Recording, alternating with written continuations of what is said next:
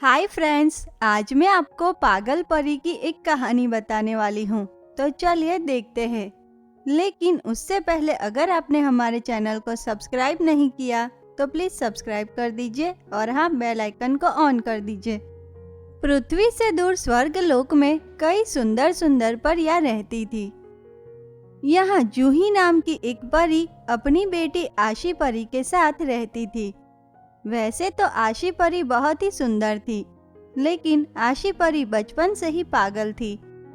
इसीलिए आशी परी की पागलों जैसी हरकतें देखकर कई परियां आशी परी का मजाक भी बनाती थी। लेकिन अपनी बेटी का ऐसे मजाक बनते देख जूही परी को बहुत ही दुख होता था। जूही परी ने आशी परी को ठीक करने की हर मुमकिन कोशिश कर ली थी, लेकिन फिर भी आशी परी का पागलपन ठीक ही नहीं हो पा रहा था। एक दिन जूही परी परीलोक की रानी से मिलने जाती है। रानी परी, मेरी कुछ मदद कीजिए। रानी परी, मेरी बेटी आशी की दिमागी हालत ठीक नहीं है, इसीलिए कई परियां उसे पागल कहकर हमेशा उसका मजाक बनाती रहती हैं। रानी परी, मैंने अपनी बेटी को ठीक करने की हर मुमकिन कोशिश की, लेकिन उसका कुछ भी फायदा नहीं हुआ। कृपा करके रानी परी बताइए मुझे कि मैं अपनी बेटी को बाकी परियों की तरह ठीक कैसे कर सकती हूँ। जूही, आशी बचपन से ही मंदबुद्धि है, इसीलिए सभी इसे पागल समझ रहे हैं। जूही, आशी को ठीक करने का एक रास्ता है। बताइए रानी परी, मैं अपनी बेटी को ठीक करने के लिए कुछ भी करने को तैयार हूँ, क्योंकि रानी परी, अगर कुछ समय बाद मेरी शक्तियाँ चली गई और मैं कमज़ोर हो गई, तो उसके बाद मेरी बेटी का ख्याल कौन रखेगा। इसीलिए रानी परी, उससे पहले मैं अपनी बेटी आशी को ठीक करना चाहती हूँ। सुनो जूही, पृथ्वी पे शिवनगर नाम का एक बहुत ही पवित्र गांव है। उस गांव में एक नदी है। उस नदी के पानी में अगर आशी को पूरे 1 महीने तक स्नान कराया जाए तो आशी भी बाकी परियों की तरह ठीक हो जाएगी। रानी परी की यह बात सुनकर जूही परी बहुत ही खुश हो जाती है। धन्यवाद रानी परी, मेरी मदद करने के लिए। मैं आज ही आशी को लेकर पृथ्वी लोक 1 महीने के लिए जा रही हूँ, ताकि मेरी बेटी आशी की दिमागी हालत ठीक हो जाए। इतना कहकर जूही परी वहाँ से जाने ही लगती है कि तभी रानी परी उसे रोकते हुए फिर से कहती है, रुको जूही, मेरी पूरी बात तो सुनो।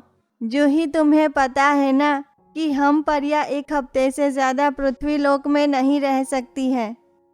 जूही, अगर तुम आशी को ठीक करना चाहती हो तो तुम्हें आशी की पृथ्वी के किसी इंसान से शादी करवानी होगी, ताकि आशी पृथ्वी लोक की बन जाए।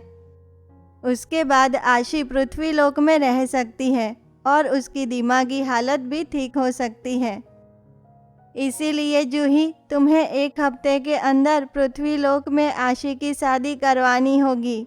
उसके बाद ही आशी ठीक हो पाएगी। रानी परी की यह बात सुनकर जूही परी थोड़ी परेशान हो जाती है। लेकिन रानी परी, आपको तो पता है ना कि आशी की दिमागी हालत ठीक नहीं है।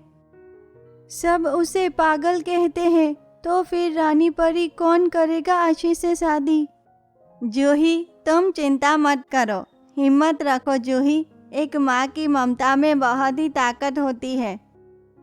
इसीलिए जूही, तुम आज ही आशी को लेकर पृथ्वी लोक जाओ और उसके लिए एक अच्छा सा वर ढूंढ कर आशी की शादी करवा दो। रानी परी की यह बात सुनकर जूही परी बहुत ही परेशान होकर वहां से चली जाती है। कुछ देर बाद जूही परी आशी परी को लेकर पृथ्वी लोक शिवनगर गांव में पहुंचती है और गांव के कई लड़कों से आशी की शादी की बात भी करती है। लेकिन आशी का पागलपन देख सभी उससे शादी करने से मना कर देते हैं। ऐसे देखते ही देखते एक दिन बीत जाता है और जूही परी बहुत ही परेशान हो जाती है। रात को वह आशी परी को लेकर गांव के जंगल में जाती है और सो जाती है।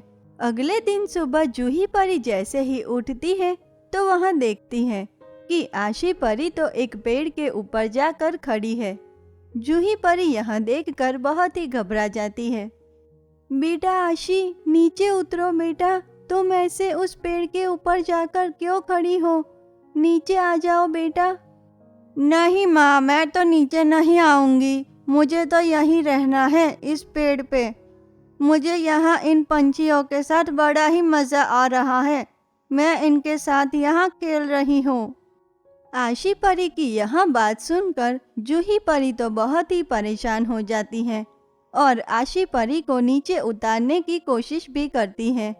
लेकिन तभी गांव के कुछ लड़के आशी परी को ऐसे देख लेते हैं और फिर उनमें से गोविंद नाम का एक लड़का आशी परी का मजाक बनाते हुए कहता है, ये देखो दोस्तों, ये पागल परी पेड़ के ऊपर खड़ी होकर पंछियों के साथ खेल रही है और उसकी माँ ऐसी पागल से हमें शादी करने को बोल रही थी। दोस्तों, कौन करेगा इस पागल परी से शादी? क्या तुम में से कोई करोगे? इस पागल को तो शादी की नहीं बल्कि एक पागल खाने की ज़रूरत है, इसे कोई पागल खाने में भर्ती करवा दो। इतना बोलकर गोविंद और उसके सारे दोस्त आशी परी का मजाक उड़ाने लगते हैं। वहीं दूसरी तरफ जूही परी बड़ी ही मुश्किल से आशी परी को पेड़ के नीचे उतारती है। उसके बाद वह आशी परी को लेकर आसपास के गांव में भी आशी परी की शादी की बात करने जाती है। लेकिन आशी परी को देखकर कोई भी उससे शादी करने को तैयार नहीं होता। तभी एक रात को जूही परी आशी परी को अपनी गोद में सुलाती है और वह रोते हुए कहती है, हे भगवान, कल हमारा इस पृथ्वी लोक पे आखिरी दिन है और अब तक आशी की शादी नहीं हुई। अब मैं क्या करूं? कैसे करवाऊं आशी की शादी? अगर कल तक आशी की शादी नहीं हुई तो मेरी बेटी कैसे ठीक हो पाएगी? ऐसे रोते रोते जूही परी सो जाती है। अगली सुबह जूही परी की नींद जैसे ही खुलती है तो उसे आशी परी कहीं भी दिखाई नहीं देती और यह देखकर जूही परी फिर से बहुत ही घबरा जाती है। अरे, ये क्या हो गया? आशी फिर से कहाँ चली गई? अब मैं क्या करूं? कैसे ढूंढूं अपनी बेटी को? जूही परी गांव में सभी जगह आशी परी को ढूंढने लगती है और ढूंढते ढूंढते वह शिवनगर गांव के नदी किनारे पहुंच जाती है। तो वह देखती है कि आशी परी तो गांव के किसी लड़के के साथ नदी किनारे बैठी है।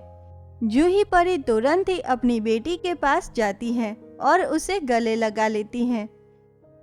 आशी, तुम कहाँ चली गई थी बेटा? मैंने तुम्हें कहाँ कहाँ नहीं ढूंढा। बेटा, तुम्हें पता भी है कि मैं कितना डर गई थी। आशी, चलो बेटा, आज हमारा इस पृथ्वी लोक में आखिरी दिन था। अब हमें स्वर्ग लोक वापस जाना होगा। मुझे माफ़ कर देना आशी, मैंने बहुत कोशिश की तुम्हारी शादी करवाने की, लेकिन मैं असफल रही। इतना बोलकर जूही परी आशी परी को लेकर वहां से जाने लगती है कि तभी वहां खड़ा लड़का गणेश कहता है, रुकिए परी माँ, रुकिए, आप आशी को लेकर कहाँ जा रहे हो? परी माँ, मैं आपसे कुछ कहना चाहता हूँ। परी माँ, मुझे आशी से प्रेम हो गया है और मैं उससे शादी करना चाहता हूँ। परी माँ, मुझे पता है कि आशी की दिमागी हालत ठीक नहीं है, लेकिन परी माँ, मुझे उससे कोई फर्क नहीं पड़ता। परी माँ, मेरा इस दुनिया में कोई भी नहीं है, इसीलिए कृपा करके आप आशी की शादी मुझसे करवा दीजिए। आशी जैसी भी है, मुझे वो बहुत ही पसंद है, मैं उससे प्रेम करता हूँ परी माँ। गणेश की यह बात सुनकर जूही परी खुशी के मारे रोने लगती है और वह आशी और गणेश को अपने गले लगा लेती है। उसके बाद जूही परी आशी परी और गणेश की शादी करवा देती है और स्वर्ग लोक जाते समय वह गणेश से कहती है, बेटा गणेश, मेरी बेटी का ख्याल रखना, अब मैं उसे तुम्हारे हवाले कर रही हूँ। और हाँ बेटा गणेश, इस गांव में जो नदी है, उस नदी में 1 महीने तक तुम आशी को स्नान करवाने ले जाना, उससे आशी की दिमागी हालत ठीक हो जाएगी। इतना कहकर जूही परी खुशी खुशी स्वर्ग लोक वापस चली जाती है। उसके बाद गणेश जूही परी के बताए अनुसार हर रोज आशी को उस नदी में स्नान करवाने ले जाता है। ऐसे देखते ही देखते 1 महीना बीत जाता है और आशी परी की दिमागी हालत बिल्कुल ठीक हो जाती है और उसके बाद दोनों खुशी से एक दूसरे के साथ रहने लगते हैं। तो दोस्तों, इस कहानी से हमें यह सीख मिलती है कि हमारे समाज में भी आशी की तरह ऐसे कई लोग हैं जिनकी दिमागी हालत ठीक नहीं है और हमारा समाज उन्हें ठीक करने में मदद करने के बजाय उनका मजाक बनाते हैं। इसीलिए दोस्तों, मेरी आपसे विनती है कि हमें कभी भी ऐसे लोगों का मजाक नहीं बनाना चाहिए, बल्कि उन्हें ठीक करने में अपना सहयोग देना चाहिए। तो कैसी लगी आपको हमारी ये कहानी? अगर पसंद आई हो तो प्लीज़ लाइक कीजिए, शेयर कीजिए और हाँ, सब्सक्राइब करना मत भूलिए। तो चलिए मिलते हैं ऐसी ही एक और नई अनोखी कहानी के साथ। तब तक के लिए धन्यवाद।